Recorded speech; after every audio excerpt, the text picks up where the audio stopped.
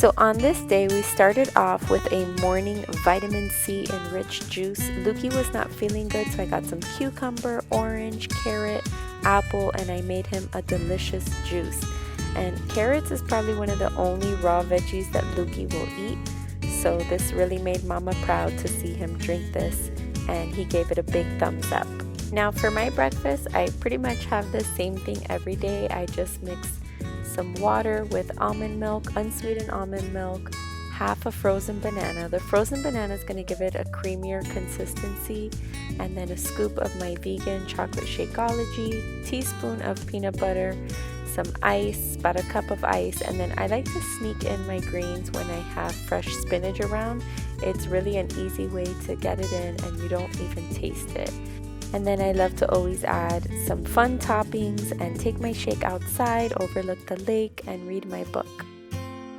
For lunch, it is so delicious. This was an invention of mine. It's an Asian-inspired happy bowl, I like to call them.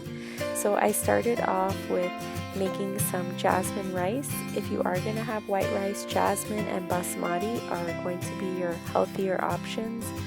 And another little secret, when you're making your rice, make sure and taste that water. If it's salty, then your rice will have that good flavor. So then I took a pan and I just cut up some garlic. I was ready to saute my veggies.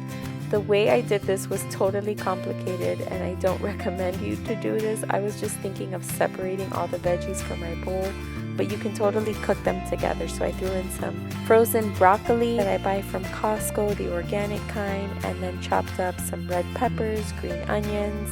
This was me separating it all, and I just seasoned it with some sea salt, garlic powder, and olive oil. But like I said, you can just do it all together in one. Next, I preheated my oven so that I can get started on my breaded chicken tenders. So I had all of these ingredients. I actually saw it on Instagram using nutritional yeast and flaxseed as your crust. So I just combined those two, cracked 2 eggs, and got my chicken this is another little tip for defrosting chicken. I just fill up my sink and put the frozen chicken, and within 15 minutes it is good to go. So you just want to lightly season it with just some sea salt and garlic powder, and I do both sides, coat both sides, and then once you've done that, you can just cut it up into little chunks. I usually like to cut it across like this and then just down the middle for the perfect size. And now comes the fun part. You're just going to dip it in egg and then the flaxseed nutritional yeast combo and line it on a cookie sheet just like this. Make sure and grease it because I made that mistake and some of them stuck to the pan. And you're just going to put it in the oven for about 30 minutes. You're going to whip up the star of the show, the peanut butter drizzle, which if you get any coconut oil on your hands, it doubles as a lotion, so it's totally fine. You're just going to get 1 tablespoon of coconut oil and 2 tablespoons of natural peanut butter. I just add a little bit of garlic powder and mix that up with some almond milk, maybe about 1 to 2 tablespoons depending on the consistency, and about a teaspoon of maple syrup. This is so good, you guys. You can put this over anything. Now my favorite part, the plating. I just added the perfect portion of rice for my meal plan, and then I added the sauteed veggies, the peppers, the onions, the broccoli. It's coming together so pretty.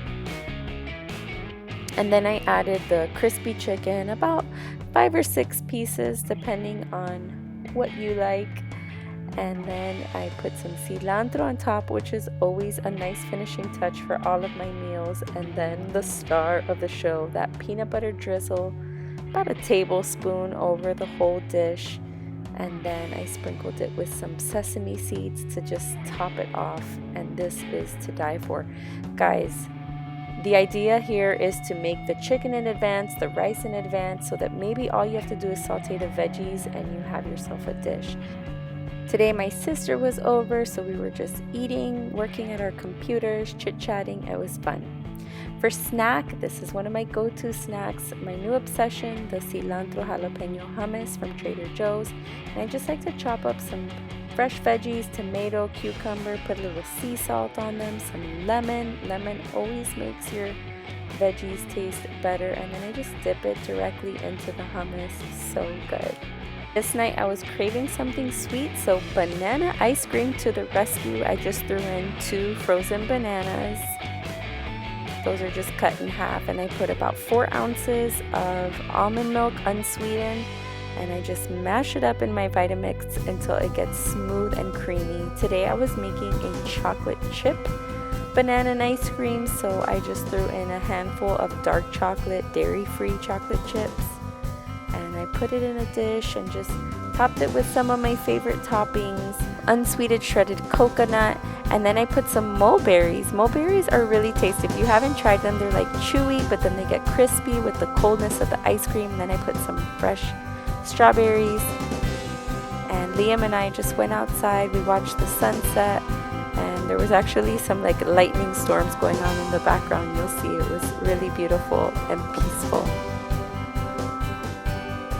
Then for dinner, I kind of was not hungry. I was still full from lunch and the banana and ice cream, so I just prepared one of my go-to favorite snacks, these whole grain flaxseed crackers with some hummus, sliced cucumber, cilantro, and paprika and sea salt. These are the crackers that I use.